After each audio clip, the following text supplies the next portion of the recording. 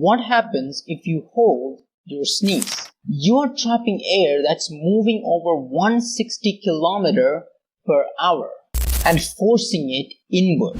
The pressure can rupture your eardrums, damage blood vessels, or in extreme cases, tear your throat or burst a fucking lung. Sneezing is your body's way of ejecting irritations. Blocking it will turn a defense system into a pressure bomb.